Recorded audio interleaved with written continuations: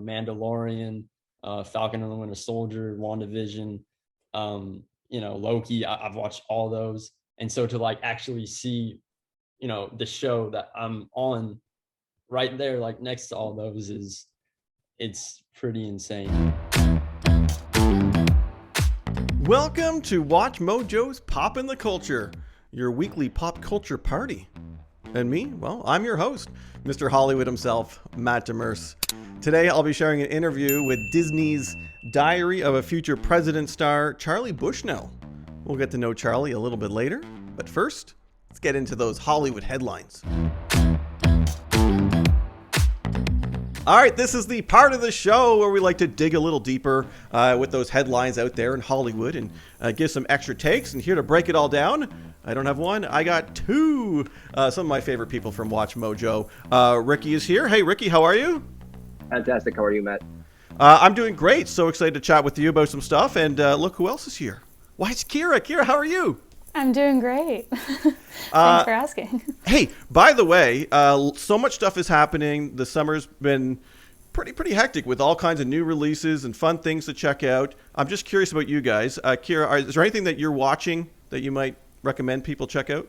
Well, I'm finally getting through Sex and the City. I haven't watched that show, and it's a classic, and I'm glad that I finally did it because it's pretty great. And you could also get yourself hyped for the reboot that's coming. Yeah, although it's not going to be the same without Samantha, but you know. I never watched it, but I did a quiz once about what Sex and the City character are you, and I got Samantha. So I feel I feel a connection, and I don't know what that means. I don't know anything, so I'll miss her. Yeah, me too. Ricky, are you watching Sex and the City? No, I'm not. Regrettably, no. I haven't mustered up the courage to get through it yet, but we'll see. You are kind of you do a lot of narrations on the Watch Mojo video game channel. Do you have a video game recommendation for the folks watching?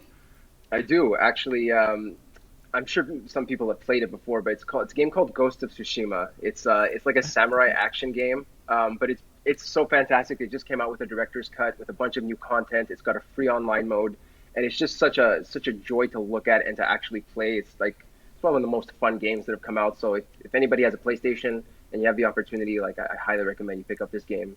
It's got great odes to Japanese culture and just the whole package. Like if you love Japan, if you love samurais, you're gonna love this game. Amazing. I actually heard good things about it too. All right. Yeah, Speaking of crazy, let's get into some of the topics. The first one is to do with Mr. Tom Cruise, who we know is all about those crazy stunts. There's no other way to put it. He's I don't know. He can't seem to scratch that itch. Every movie, he just pushes himself further and further with these stunts in those Mission Impossible movies in particular. All right, we have details now on his latest stunt. It's coming out, Mission Impossible 7. There's some teasers that went out, not to us folks, but at CinemaCon. Right. Got a chance to see it. May 27th, we'll be able to see the film. But here's what he does, okay? He rides a motorbike off a massive ramp onto a massive cliff, flies off the bike, and parachutes to the ground. He does this. No stuntmen, no CGI work. Ricky, I'll start with you. Tom Cruise, does he need to keep doing this? Are you impressed? I'm impressed, and he needs to keep doing it. He's going to space, I heard.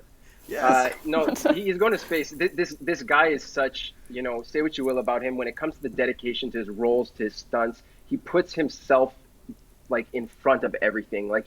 He really commits to it, and I have nothing but praise for his insane stunt work. He just wants the best possible outcome. And I read this specific stunt, he flew off I think 6 times himself, but they had to do 13,000 different jumps to make sure that it came out okay. So the whole team, and the Mission Impossible team is insane to me. They're at number 7.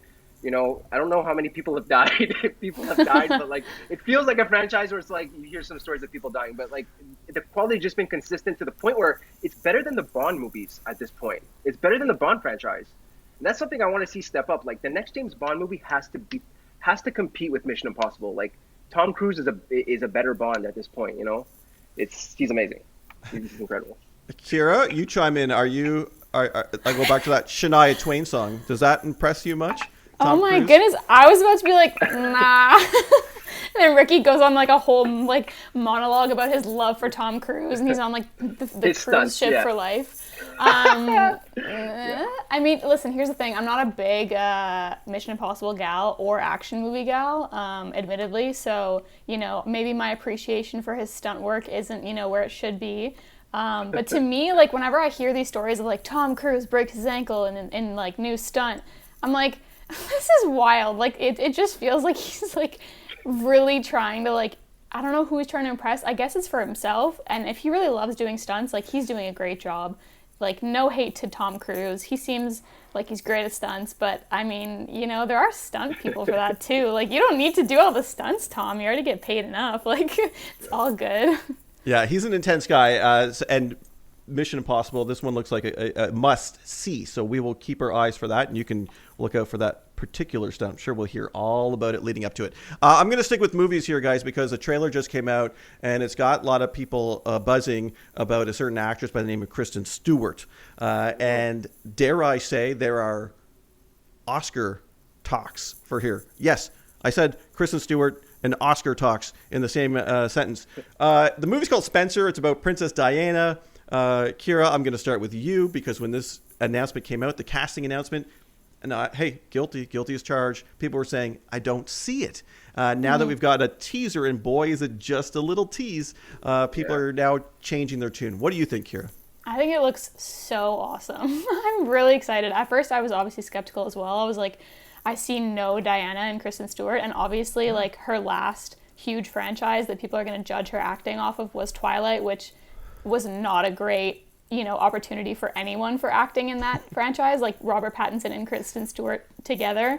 Like, right. But both of them, like, I grew up watching Kristen Stewart movies and thought she was like pretty badass. Like, she was in like Catch That Kid, and I thought she was like the coolest chick ever. And so now I'm like, hopefully this is her redemption arc, because it looks pretty cool. I'm excited. All right, Ricky, give me your hot take. Can Kristen Stewart win an Oscar with this? Yeah, she's been acting for so long as well, right? Like, she's been in the game since she was really young.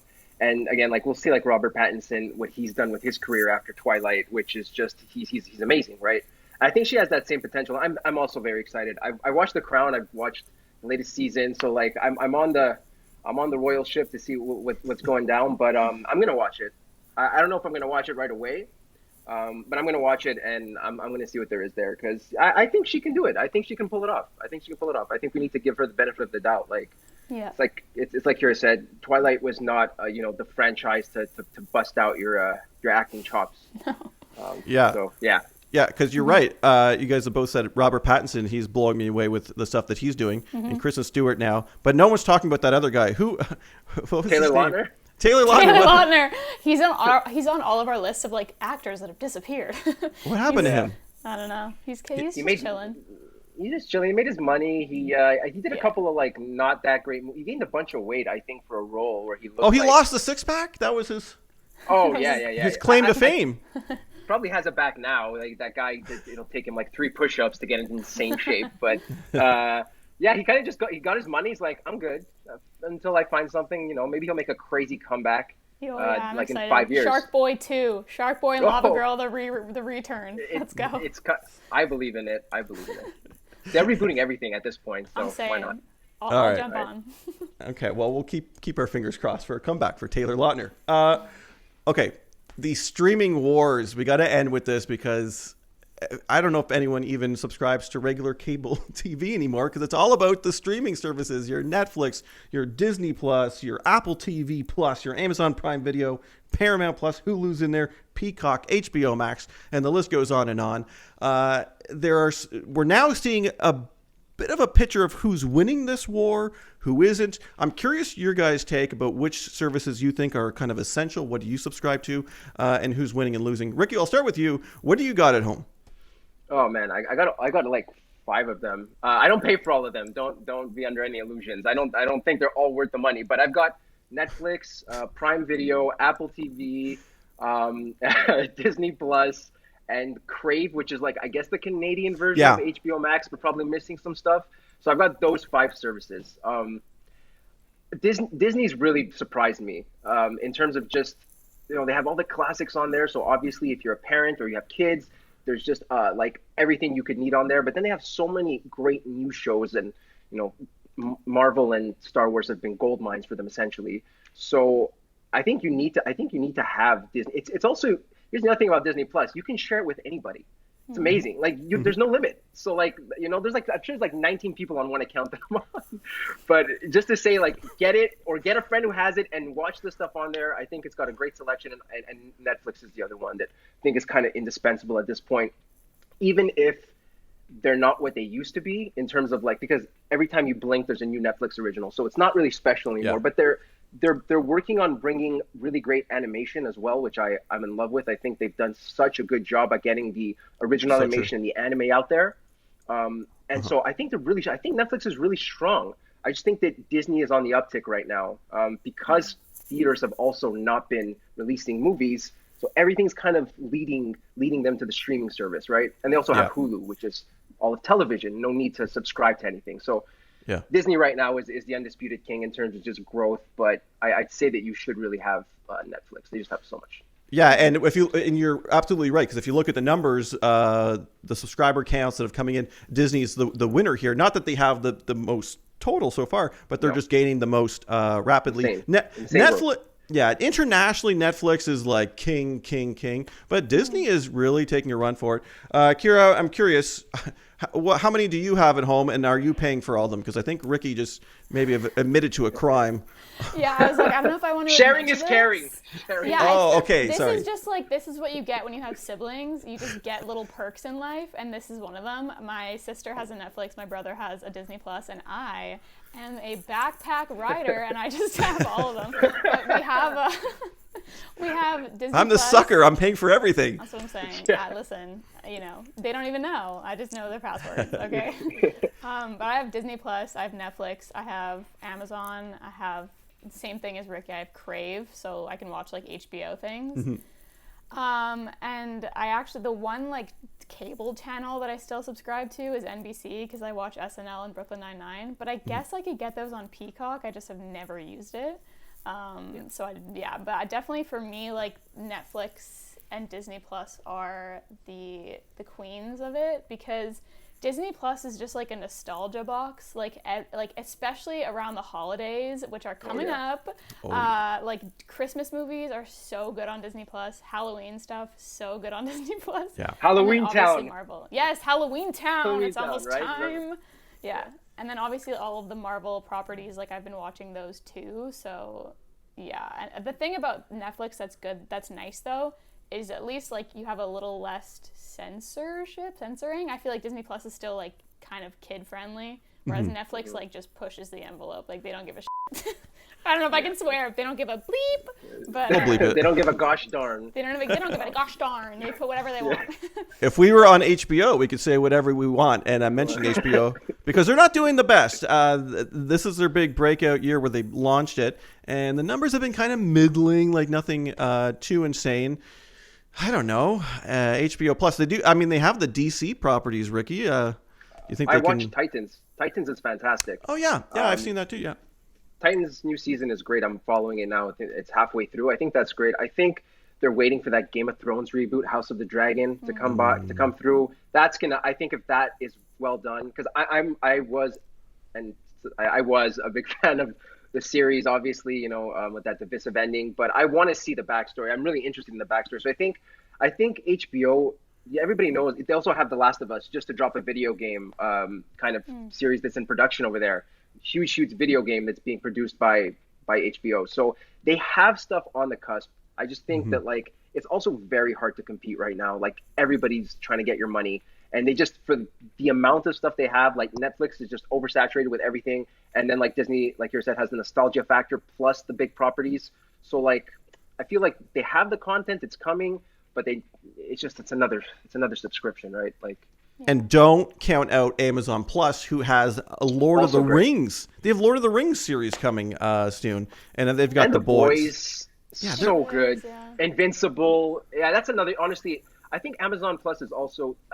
It's easier to Amazon Video. It's easier to get if you are an Amazon customer at all. Like So it's great that it's bundled together. Like you don't have to necessarily just get it for itself. If you're an Amazon Prime customer, you can get it in the package. So like I do think it has some great shows, but like to pay for it on its own, I don't know if it's there just yet. Yeah. Kira, I don't know if you were talking about Disney Plus being big for the holidays, different holidays. I don't know if you've heard there's going to be a new Home Alone reboot. Not another one. Yeah. Is Macaulay Culkin going to be in it? No. Then It's the kid. There's no point. It's the kid from Jojo Rabbit, not the main one, but the friend. So not JoJo. No, not Jojo Rabbit. So some random kid. So I don't know. So that's Yeah, cute, Home though. Alone. I would watch it. I probably won't watch it. It might make me angry. We'll see. All right, Ricky, Kira, the fun's just beginning because us three, well, we got to go beyond the list. All right, so this is the part of the show where we dig deep in that vast archives of Watch Mojo top 10 lists. We pull one out and we go through it and dissect it a little, give our personal opinions. And I want you, Ricky, and you, Kira, to be honest about today's topic because it is top 10 TV shows everyone should watch at least once. You should watch these once. We did movies a few episodes back, and honestly, I had our panelists on, and they barely saw any. So I'm curious. It's a young crowd here. You know, like I looked at the list too, and I was like, these are classics, but like you haven't seen. I've seen like one. What? Okay. All right. Well, I've seen more than that, but not a whole lot. All right. Well, and I have some that probably should be on the list that aren't there, and I'll see if maybe you guys have some too. Mm-hmm. And maybe if the list is this list was published this year, so I can't be like, oh, it was published 10 years ago. Oh no, yeah. Right. All right, here we go. So these are TV shows that you should see at least once. Mm-hmm. Number 10, Kira, I'm gonna start with you. Mm-hmm. I've seen it. I pray you've seen it. The Office. This is the one that I've seen. But although I will say I haven't finished it chronologically. I've watched The Office over the years. I watched season 1 and season 2, and then I stopped and just watched like more like episodes here and there. Yeah. And the thing is that I obviously have like such a huge respect for The Office because I love Steve Carell, I love Mindy, I love, the writers, I love like, the concept of the show and the people that are on it are really talented. But for some reason, the first season was just like really hard to get through because of the way, like it's almost like a one big running gag. And if you're not in on the joke, you just don't think it's funny. So you have to wait until you understand the rhythm, or else you just think it's cringy. Yeah. So I was like just stuck in the cringe phase of like this. I know it's gonna get funny. It's gotta get funny, and then it kind of got funny. So now I need to finish it. I am terrible at finishing shows. But we can thank The Office for Parks and Rec, things like Brooklyn Nine-Nine. Those, what was the Tina Fey? 30 Rock. Yeah, 30 Rock. That was great too. Yeah, The Office kind of kickstarted a whole new way of doing comedies. All right, let's do number 9. Ricky, I'm coming to you with this one. This one, even I, watcher of everything, I saw this, but I don't know if I'd put it on the list. There's actually one that the creator was a part of that I would replace it. Oh, I'm giving a spoiler. Okay, The Leftovers, Ricky. The Leftovers is the show. Yeah, this is a show that I have not watched, but I've heard everything about. I know Justin Theroux's supposed to be amazing in his role. Yes. I know the concept of the show, right? Kind of just people just disappear, and you're left with like the population just wondering what the heck happened. I know. I've had a friend at work who would just dog me about watching this, and everybody has like telling everybody they have to watch it. But despite that, I have not watched it. But it's actually on my list. It's a long list. But like I've heard that this is one to watch out for, and like it's got a lot of depth and emotional weight to it. So yeah, it does. It definitely does. Hey, it's a great show. The guy I was referring to, or alluding to rather, is Damon Lindelof, and he did number 8, which was the show that I was hoping would be on this list, and it is. But that's because it is Lost. Ricky, before we get to Kira, you've seen Lost. No. And I didn't see Lost. First off, it was kind of at the. I don't really like J.J. Abrams is amazing, but I don't really. Wow. The thing is, I was young as well when Lost came out. So to say that I would actually like search it out, like no, I was still a kid. I was still young. So I also knew the ending, and I knew that it was disappointing by the time I had gotten older. And everybody, so why in the heck would I watch like 8 seasons just to be let down? That's what Game of Thrones is for. Uh-huh. Kira, no, I have watched it. Kira, you've seen at least one episode of Lost, or you know of Lost? Yeah, so I watched Lost when it came out when I was, I don't know, 7. Like, I don't even know how old I was. Probably like 10, maybe. And I watched it with my family because they were like, this is the coolest thing ever. And I was like, yeah, this is tight. And I watched it, and I was incredibly confused the whole time, but thought it was really, really cool. And I was like, wow, a plane crash? Wow, people are missing? On it. And then I lost track of the plot. And I never picked it back up because, like Ricky, I heard so many stories of people being like, it's bad at the end, like it's not worth it. I was like, I'm never gonna watch it. Came to this company, came to Watch Mojo, and so many people at Watch Mojo are obsessed with Lost. And I was like, what is happening? It was, yeah. So I might do it now. I might have to do it for real. You know what this show was for me? It was the first one that I binged, and not through like the streaming services that we talked about. I had, remember they did TV on DVD? Oh my God, no. How old are you? Yeah. I'm like, pretty. You guys don't remember this? So yeah, you had to, they put like 5 episodes or 10 episodes on one disc, and you can binge it, and then you'd put another disc in. Yeah, that was the first one I binged. Let's move on before I age myself any more than I have. Number 7. Okay, the number is still going on. You even if you don't want to watch it, you will flip through it if you still have cable TV, and that being The Simpsons. Ricky, The Simpsons? Yeah, I grew up watching The Simpsons with my dad. I've seen, I don't say every episode because that's just not true, but I've seen a lot of The Simpsons. Great show, timeless, classic. Cultural impact is undeniable. They've touched every celebrity. Everybody's been on it. It's, what do you say about The Simpsons? It's the cartoon. I think everybody has seen The Simpsons at least once. Yeah, that's really a show. Like, no dispute. Absolutely, I probably would have put it closer to the top of this list. Kira, is it time for The Simpsons to end though? I don't know. I mean, I don't really think it bothers anyone enough to end. Like, it's like, if you want to watch it, you can keep watching it. And then there's just other animated shows that come out that to me are more enticing. Like, I don't know, like a Big Mouth or like a whatever BoJack, like something that's like a bit more like recent. I'll just stick to that and not watch The Simpsons anymore. But the people that love it, like, let them be. Okay. Yeah. We'll let you guys be. Enjoy your Simpsons. All right. Number 6. Here we go. This one's a little bit of a head scratcher, but I know, hey, trust me, like The Simpsons, this next show has a very strong fan base that is all about it, and it's actually getting a reboot. And I'm talking about Avatar: The Last Airbender, not the terrible movie, the show, the animated show that is so beloved. People that like it a lot. Ricky, did you like it? Yeah, Avatar was great. I watched it so long ago that I probably need to do a rewatch of it. But as like an anime fan in general and just like animation, I mean, what a cool concept, right? Like all these nations with all different elements. Like it's kind of like the pre-Game of Thrones, of anime. Like it's just overreaching story. It was so great. And as a kid, you're in for it for like the cool fight scenes. And when you get older and you start to really like look at the characters and look at the dynamic, like you see why it's like stood the test of time. It's really well written, well animated. And yeah, if you're a fan of animation and great stories like that, and Korra as well, you should absolutely be watching. We're at the halfway point. Kira, The Wire. I've gone to parties where people just talk my ear off about how The Wire is the greatest show of all time. Have you seen it? I haven't, and admittedly, I haven't seen it yet, but I've heard amazing things. Yeah, I actually haven't seen The Wire. Like, I haven't watched it front to back. I've only edited videos with clips from The Wire in them or photos. So I know like that. Like, I'm pretty sure that was Michael B. Jordan's. Like, was that him or was that some? Yeah, he was on it. I'm pretty sure. One of the seasons. Yeah. They broke it, and that's the thing. They did some. He was so young. This is Barack Obama said this was his favorite show of all time. So yeah, I think I need to watch it. My brother was telling me literally 2 days ago that he wanted to start watching it. And maybe that'll entice me. Maybe I'll use his Netflix to watch it with him. Number 4, we're going with Twin Peaks. That's what made the list at number 4.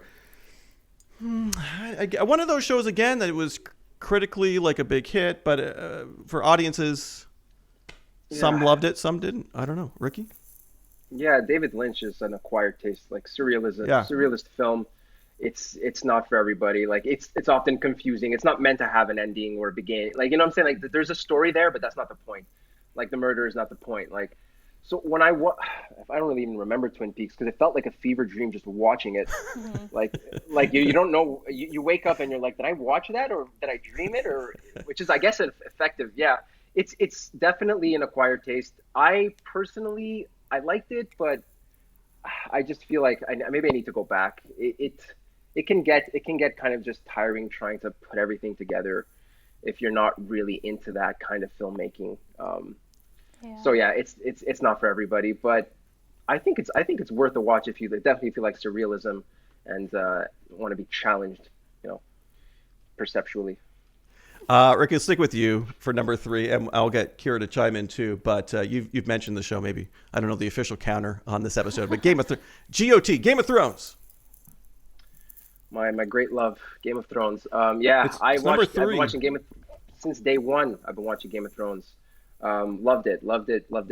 Right up until I didn't love it anymore, which was, that very, obviously, I think the big problem with Game of Thrones was that they went past the books and, George R. R. Martin is the genius.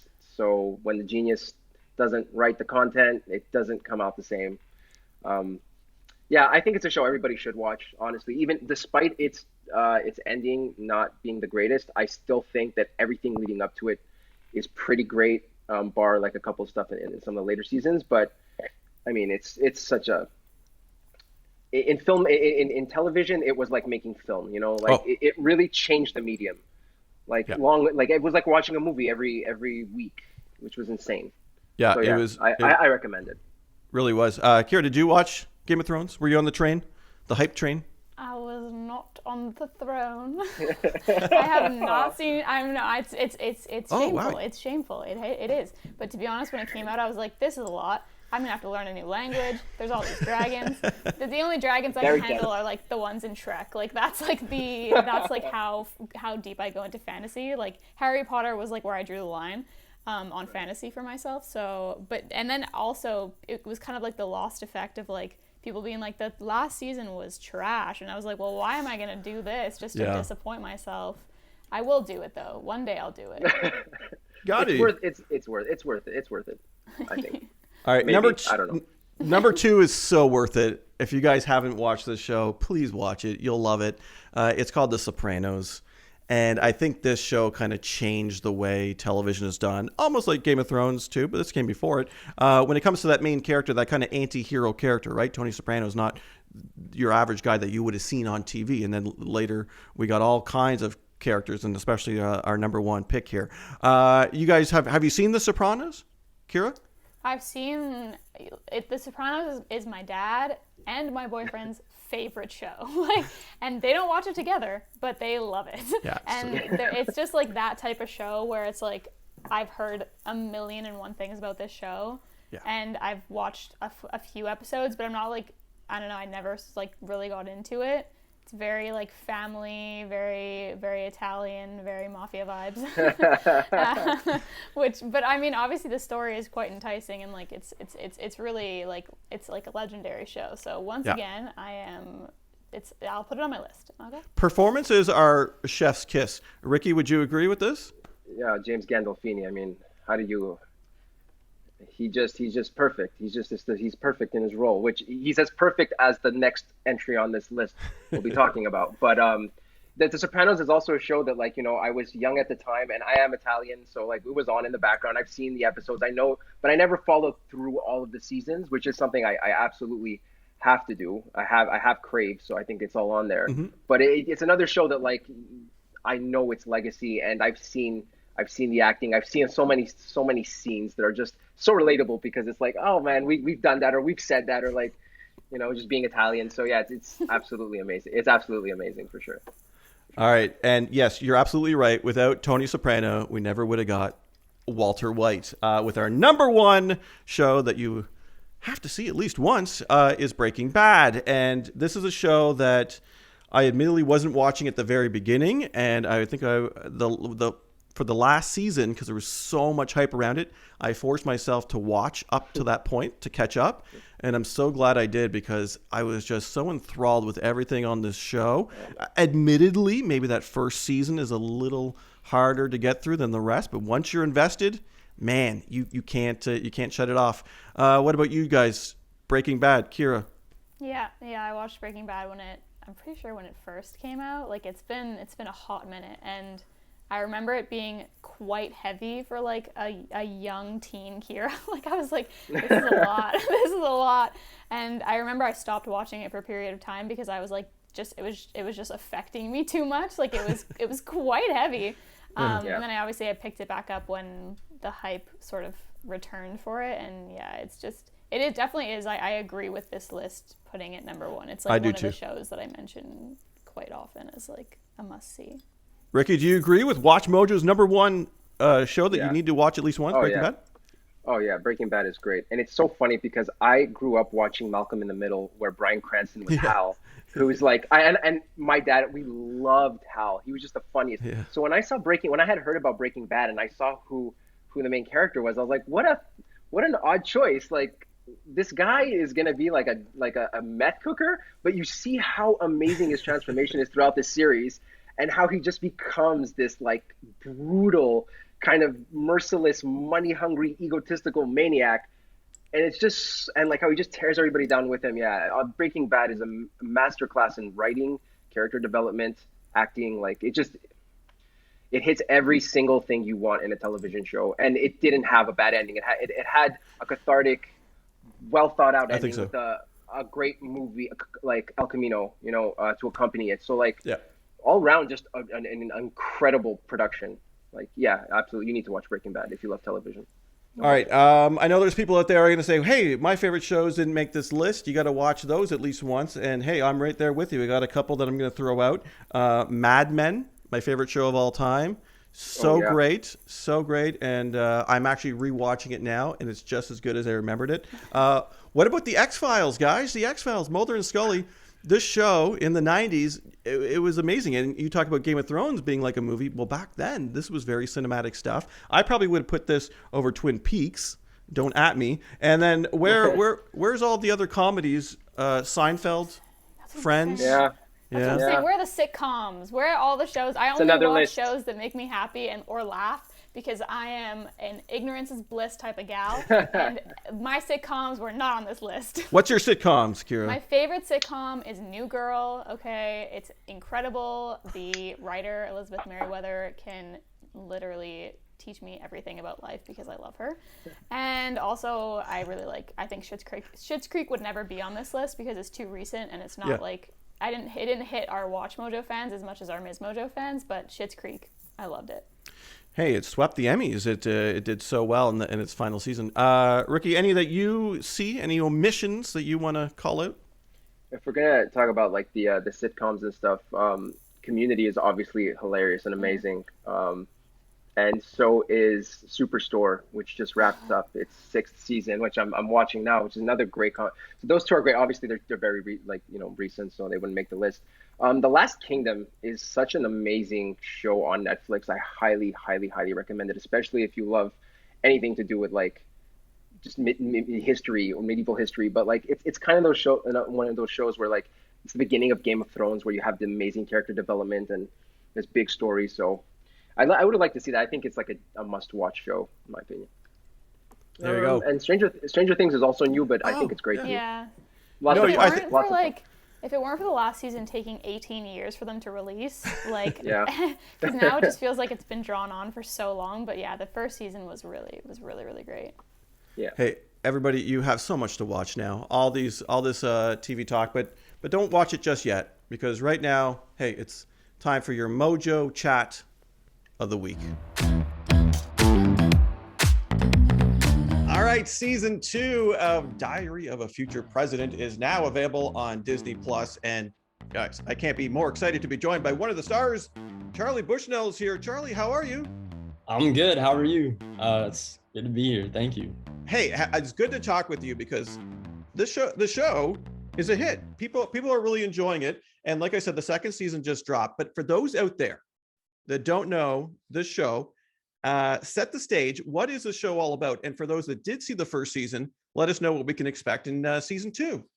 Yeah. Okay. So, Diary of a Future President is, it's about a Cuban-American family, and it centers around Elena, who plays, who's my younger sister in the show, and it's kind of her journey through middle school, and eventually one day she becomes the future president of the United States. But it also follows, other people's storyline, like my character Bobby, and you get to see his storyline, and he's in season 2 he's in high school now, and there are a lot of big changes, and it also follows Gabby, her mother, and Sam, and just the whole family dynamic, and it's a really good show, and I think there's something in it for everyone, and we're really proud of it. Yeah, no, and I can totally see that family dynamic. And when people watch, they kind of look at those characters, maybe see a bit of themselves in it, which is also really nice. And it's got kind of that Disney essence to it, which makes it really kind of relatable and wholesome, but also dealing with some of the stronger subjects as well, which I really enjoy. Yeah. You talked about your character Bobby. Okay, let's talk Bobby for a second, because he's the brother. He's the older brother, and not the future president. Although maybe a twist at the end. Who knows? Talk to us about Bobby. Number one, do you like playing this character? Yes, I love playing Bobby. As soon as I got the audition for Bobby, I just immediately connected with him, and I just really wanted to be a part of this show.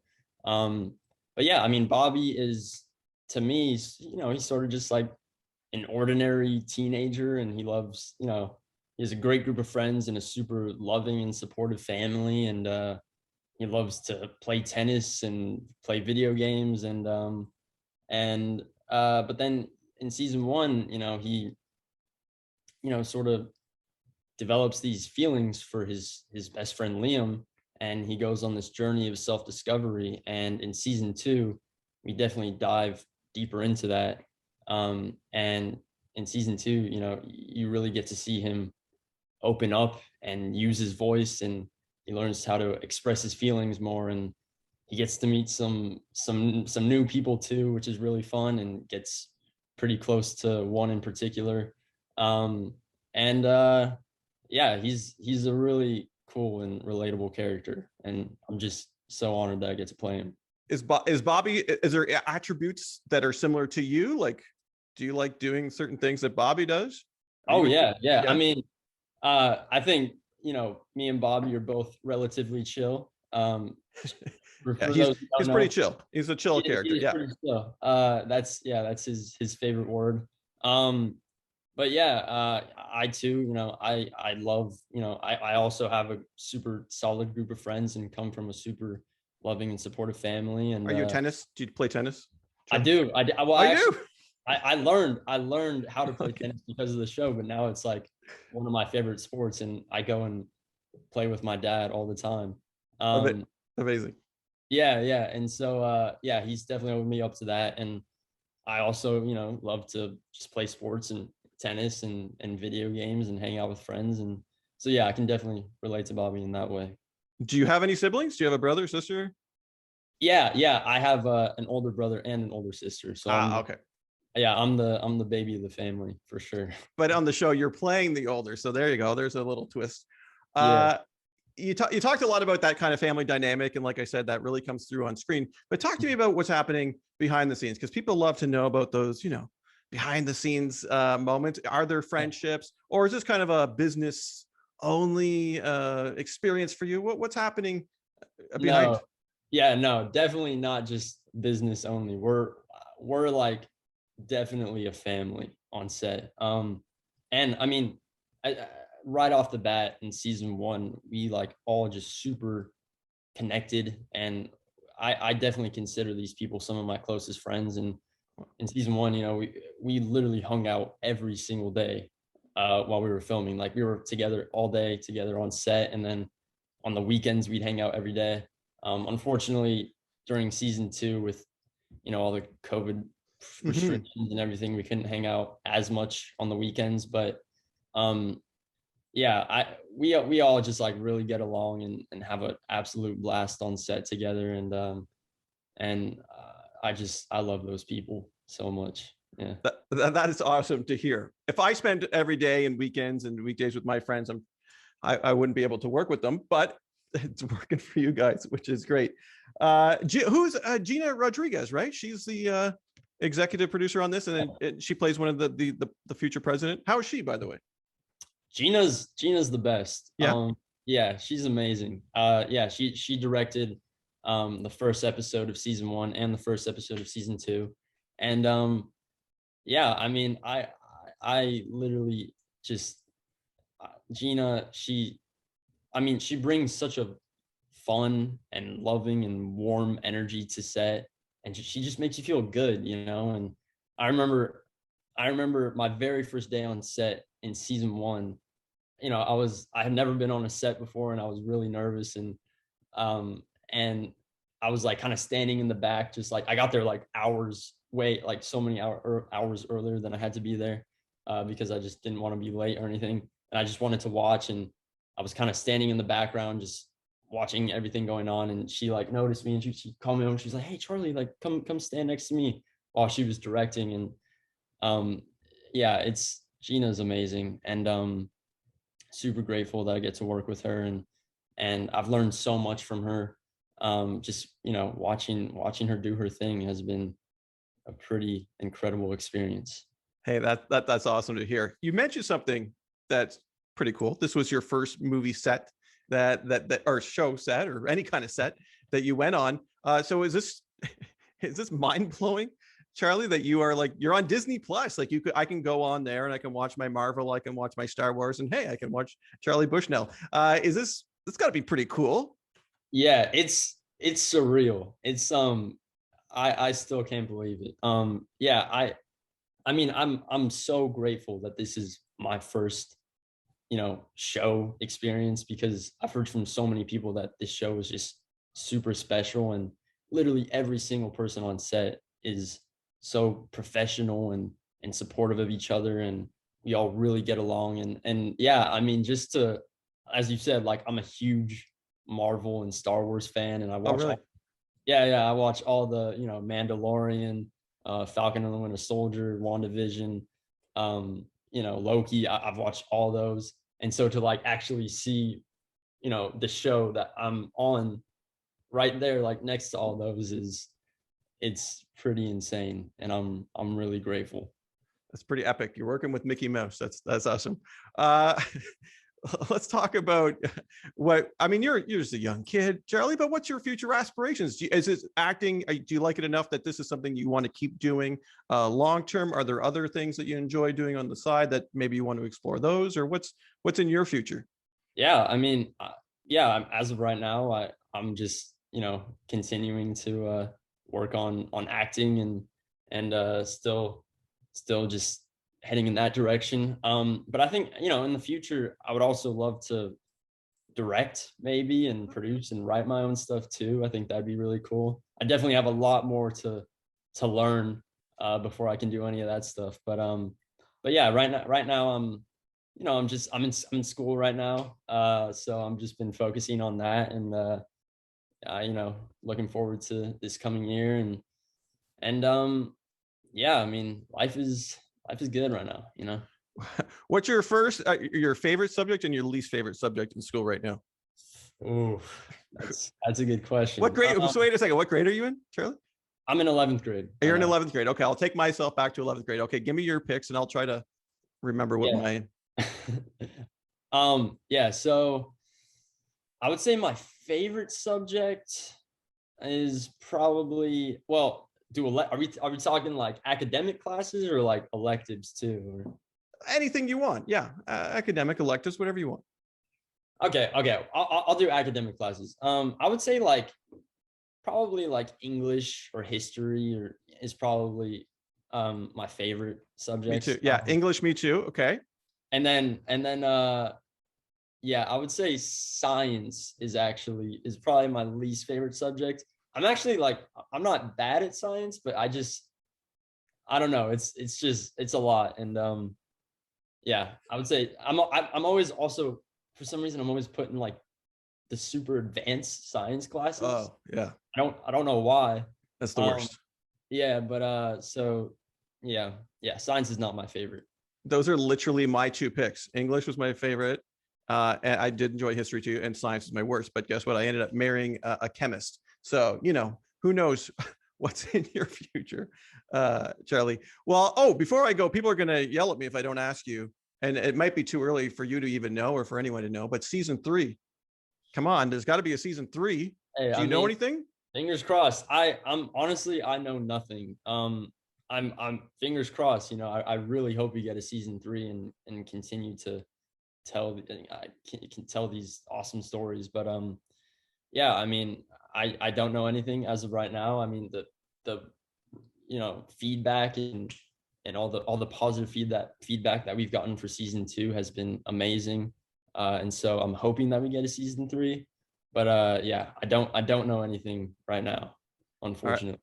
Right. When you hear it, you call me first. I'll share. I will. I got you for sure. Got you. We're chill like that. Charlie, thank you so much for joining us today here on Watch Mojo's Poppin' the Culture. And for everyone out there, check it out. It's over there on Disney Plus. Well, that's going to do it for another episode, everybody. I want to thank Charlie. I want to thank Ricky and Kira for joining in on all the fun this week. Thank you so much for watching and listening. And remember, if there's something you want me to chat about on the show, just drop it in the comments. Until next time, I've been Mr. Hollywood, poppin' the culture.